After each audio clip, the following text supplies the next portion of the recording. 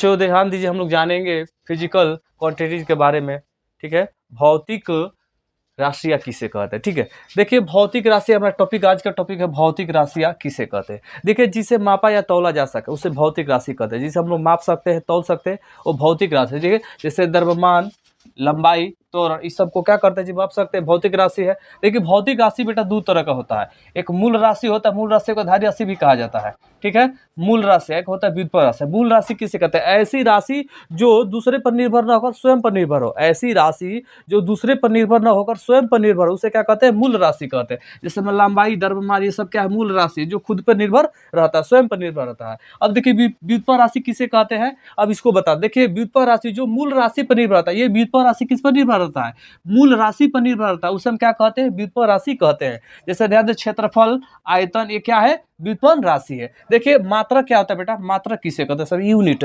देखिए किसी भौतिक राशि को मापने के लिए एक निश्चित परिमाण या अवकल, एक निश्चित परिमाण लिया जाता है, उसी को क्या कहते हैं? मात्रक कहते हैं। मात्रक दो प्रकार का होता है बेटा। ठीक है ना, मात्रक कितने प्रकार का होता है? दो प्रकार के। एक मूल मात्रक होता है, एक व्युत्पन्न मात्रक होता है। मूल मात्रक ऐसे मात्रक जो स्वयं दूसरे पर निर्भर न होकर स्वयं पर निर्भर रहता है। ऐसे मात्रक जो दूसरे पर निर्भर न होकर स्वयं पर निर्भर रहता है, उसे क्या कहते हैं? मूल मात्रक कहते हैं बेटा।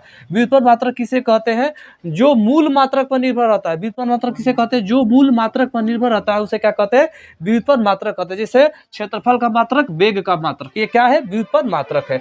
देखिए सिस्टम ऑफ थोड़ा सा यूनिट्स के बारे में बात करते हैं, तो देखिए आता है ये सीजीएस और एपीपीएस और एमकेएस। देखिए सीजीएस का परिभाषा हमको देना बेटा, तो कैसे देंगे? ठीक है, ध्यान दीजिए। देखिए हम लिखेंगे यहाँ कि लंबाई, देखिए ऐसी, देखिए ये हमारा हो गया लंबाई, और यहाँ हो गया हमारा द्रव्यमान हो गया, और ये हमारा क्या हो गया? समय हो गया। ठीक, तो परिभाषा इसको कैसे करेंगे? लिखेंगे इस पद्धति में लंबाई का मात्रक सेंटीमीटर, द्रव्यमान का मात्रक ग्राम और समय का मात्रक सेकंड होता है, जिसे हम क्या कहते हैं? सीजीएस पद्धति कहते हैं। ठीक है बेटा, समझ में आ गया। अब देखिए यहाँ हमारा एपीपीएस का परिभाषा हमारा क्या होगा, तो लिखेंगे इस पद्धति में लंबाई का मात्रक फुट, द्रव्यमान का मात्रक क्या हो जाएगा? पाउंड, और समय का मात्रक हमारा क्या होता है जी? समय का मात्रक हमारा क्या हो जाएगा? यहाँ सेकंड होता है, उसे क्या कहते हैं? एपीपीएस पद्धति कहते हैं। अब है बेटा एमकेएस पद्धति किसे कहते हैं, तो बोलेंगे इस पद्धति में लंबाई का मात्रक मीटर, द्रव्यमान का मात्रक किलोग्राम और समय का मात्रक क्या होता है जी? सेकंड होता है, उसे क्या कहते हैं? एमकेएस पद्धति कहते हैं। ठीक है बेटा, समझ में आ गया।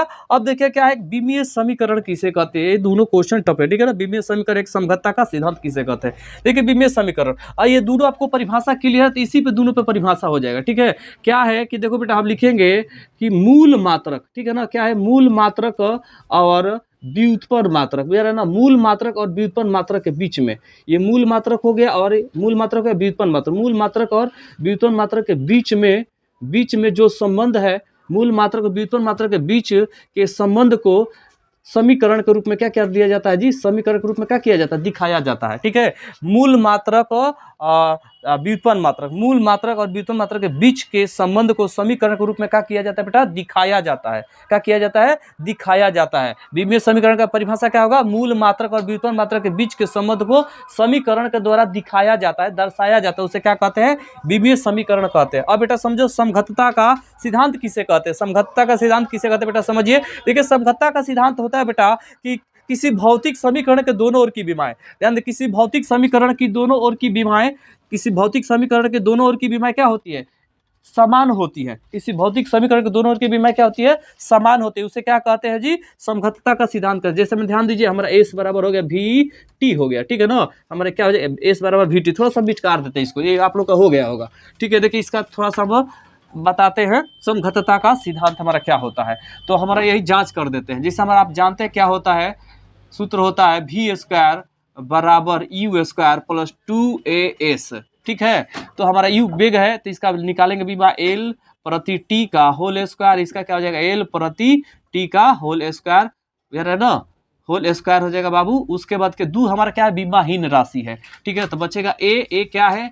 एल प्रति टी स्क्वायर, ये त्वरण है, और एस क्या है? विस्थापन है। ठीक है, तो हमारा एल क्या हो जाएगा? एल स्क्वायर हो जाएगा, और ये प्रति टी स्क्वायर हो गया हमारा, ये क्या हो गया? एल स्क्वायर हो गया प्रति टी स्क्वायर हो गया बाबू। ठीक है, और ये हमारा क्या है? एल क्या हो जाएगा? एल स्क्वायर प्रति टी स्क्वायर। ठीक है, ये हमारा हो गया। अब हमारा लिख देंगे यहाँ एल स्क्वायर प्रति टी स्क्वायर। ठीक है, उसके बाद हमारा दोनों जुटेगा तो 2 हो जाएगा। ठीक, एल स्क्वायर प्रति टी स्क्वायर, ठीक है। दो हमारा क्या है, बीमाहीन राशि है। दो हमारा क्या है, बीमाहीन राशि है, ठीक है ना, बीमाहीन राशि है, ठीक है, बीमाहीन राशि है। तो हमारा ये दोनों बराबर आ जाएगा ना, दो हट जाएगा तो दोनों बराबर हो गया, दोनों ओर। तो क्या बोले थे, बोले थे कि किसी भौतिक समीकरण के दोनों ओर की बीमाएं, ए साइड वाला बीमाएं और ए साइड वाला बीमाएं, ठीक है, दोनों ओर की बीमाएं क्या होती है बाबू, दोनों ओर की बीमाएं क्या होती है, समान होती है। एक ओर की बीमाएं और ऐसे दोनों ओर की बीमाएं क्या होती है, दोनों ओर की बीमा समान होती है। किसी भौतिक समीकरण के दोनों ओर की बीमाएं क्या होती है, समान होती है। उसे क्या कहते हैं, संगतता का सिद्धांत कहते हैं, ठीक है बेटा।